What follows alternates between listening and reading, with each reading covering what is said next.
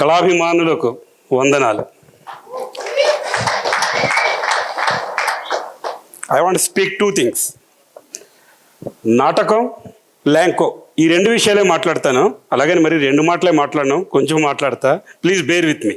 We have time. We could start on time. We have completed on time. So we have time. I will take little time.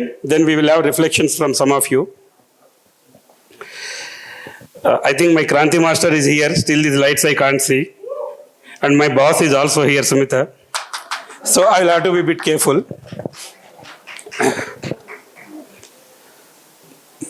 నాటకం జీవిత దర్పణం, సమాజానికి కళాత్మక ప్రతిబింబం.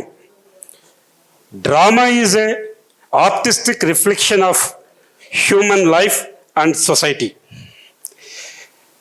భరతముని నాట్యశాస్త్రంలో ఒక చిన్న కథ ఉంటుంది. అది నాట్యశాస్త్రంలో మొదట్లోనే వస్తుంది. దేవతలందరూ బ్రహ్మదేవుడి దగ్గరికి వెళ్ళి,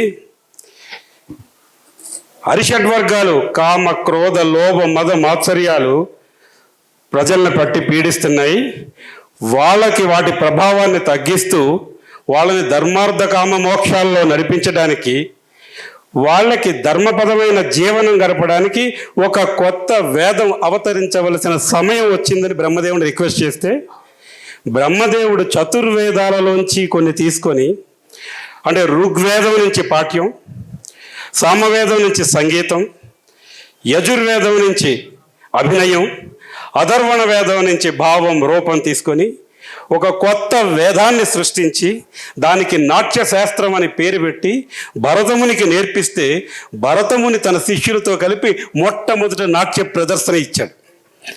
నాట్యం అంటే నృత్యం కాదు, అది ఒక సమగ్ర రంగ కళ. అంటే నాట్యం is not just a dance, it's a theatrical artistic form which combines dance, music, drama and acting. That is నాట్యం.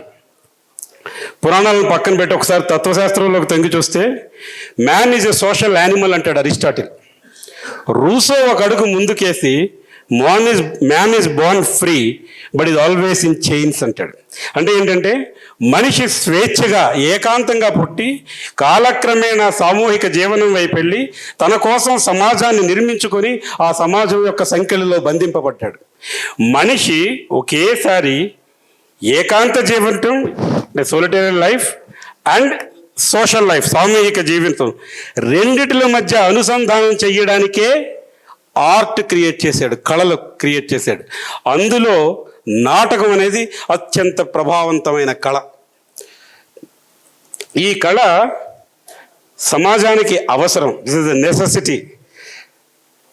ఒక మెరుగైన సమాజం కోసం, అంటే ఒక మెరుగైన సమాజం ఎలా వస్తుంది? మెరుగైన నగరాలు, మెరుగైన పట్టణాలు, మెరుగైన గ్రామాలు, మెరుగైన కుటుంబాలు నిర్మించబడాలి. కుటుంబం నిర్మించబడడం అంటే, కుటుంబం అంటే ఇటుక, మట్టి, సిమెంట్, రాళ్లతో కట్టిన ఇల్లు కాదు. It's not a house. This the difference between house and home. We all know that. దానికి అనుభూతుల్ని, అనుబంధాలని, అనుభవాలని రంగరిస్తేనే ఆ ఇల్లు కుటుంబం అవుతుంది, ఆ హౌస్ హోమ్ అవుతుంది. అలాగే వరల్డ్ క్లాస్ ఎమ్యూనిటీతో, లగ్జరియస్ ఫీచర్స్తో కోట్లు పెట్టి మనం నిర్మిస్తే అవి హౌసింగ్ కాంప్లెక్స్లే అవుతాయి, అవి కమ్యూనిటీస్ కావు. మనకి ఒక షేర్డ్ విజన్, ఒక షేర్డ్ ఇంట్రెస్ట్, ఒక షేర్డ్ మెమరీస్, ఒక షేర్డ్ ఎక్స్పీరియన్సెస్, షేర్డ్ ఎమోషన్స్ ఉన్నప్పుడే అది కమ్యూనిటీ అవుతుంది. That's the difference between housing complex and a community. Lanco hills is an establishing community. మీలో చాలామందికి తెలిసి ఉంటుంది ల్యాంకో హిల్స్ రన్నర్స్. నాకు తెలిసి ట్విన్ సిటీస్లో అంతకంటే పెద్ద రన్నర్స్ గ్రూప్ లేదు. అలాగే మేము తెలుగు లిటరేచర్, లెస్స తెలుగు పేరుతో Telugu literature group 4 years back start చేసాం. ప్రతి నెల క్రమం తప్పకుండా ఒకసారి కలిసి మేము సాహిత్య చర్చలు చేస్తాం. అటువంటి ఎన్నో అభిరుచి ప్రాతిపదిక అయిన గ్రూపులు ల్యాంకో హిల్స్లో ఉన్నాయి.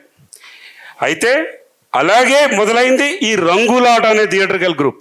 అయితే దీనికి మిగిలిన గ్రూపులకి ఒక డిఫరెన్స్ ఉంది.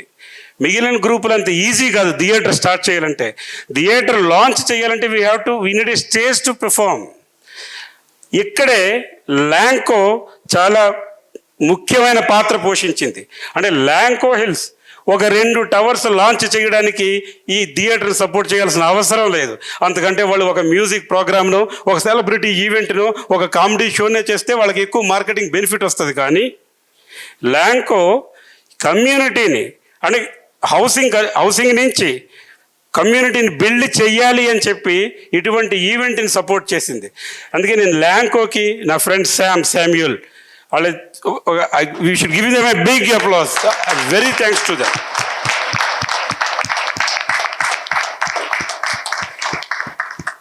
థియేటర్ పెర్ఫామ్ చేయడం అంటే అంత సులువు కాదు. ఇప్పుడు ఒక రంగభూమి లాంటి థియేటర్లో ఒక టికెట్ షో పెర్ఫామ్ చేస్తే మనకు 30,000 నుంచి 50,000 మ్యాక్సిమం రెవెన్యూ వస్తే, ఒక సోషల్ డ్రామా ఇటువంటిది వెయ్యాలంటే అక్కడ రంగభూమిలో 1,30,000 నుంచి 1,50,000 ఖర్చు అవుతుంది. యాక్టర్లు ఎవ్వరూ రూపాయి తీసుకోకుండా నాటకం వేసిన టికెట్ రెవెన్యూ పోను, నాటకానికి 1 lakh లాస్ వస్తుంది. అయినా కూడా థియేటర్ గ్రూప్స్ అన్నీ కూడా ఆ థియేటర్స్ని పెర్ఫామ్ చేస్తూనే ఉన్నాయి. అంటే థియేటర్ మీద ఉండే ఒక ఇష్టంతో, నాటకం మీద ఉండే ఒక ఇష్టంతో, ఒక ప్రేమతో, ఇంకా చెప్పాలంటే ఒక పిచ్చితో ఈ నాటకాలు వేస్తున్నారు. కానీ ఎంతకాలం? సో నాటకం అనేది, theatre is not just an entertainment, it's a social responsibility. దానికోసం ఇండివిజువల్స్, కమ్యూనిటీస్, కార్పొరేట్స్ అంతా కలిసి రావాలి. మనకి కార్పొరేట్ సోషల్ రెస్పాన్సిబిలిటీగా ఎన్నో యాక్టివిటీస్ చేస్తూ ఉంటాం, మనం చూస్తూ ఉంటాం.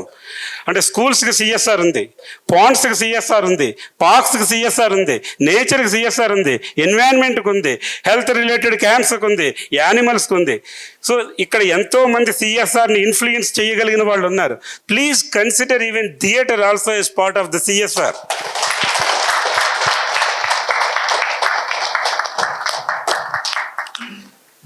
నేను చెప్పినట్టు, ఎందుకంటే థియేటర్ అనేది ఇట్స్ ఏ అవసరం, సామాజిక అవసరం, ఇట్స్ ఎ సోషల్ నీడ్.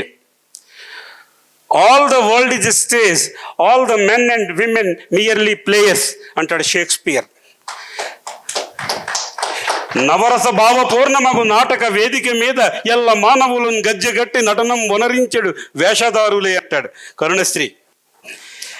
అంటే థియేటర్, నాటకం అనేది స్టేజ్ మీద వేసే జస్ట్ ఒక రంగస్థలం మీద చూపించే మాత్రమే కాదు. పెద్ద సమాజం, పెద్ద రంగస్థలమైన ఈ సమాజాన్ని మార్చగలిగిన ప్రక్రియ. If society is a stage, conscious is it's drama, is it's conscious. అంటే ఈ సమాజం అనే రంగస్థలానికి నాటకం అనేది ఒక మనస్సాక్షి లాంటిది. మనం మనస్సాక్షి లేని సమాజంలో బతుకుతామా? మన మనస్సాక్షిని మనం బ్రతికించుకుంటామా? మన అందరం వేసుకోవాల్సిన ప్రశ్న. ఆలోచించండి, థియేటర్ని సపోర్ట్ చేయండి. Thank you.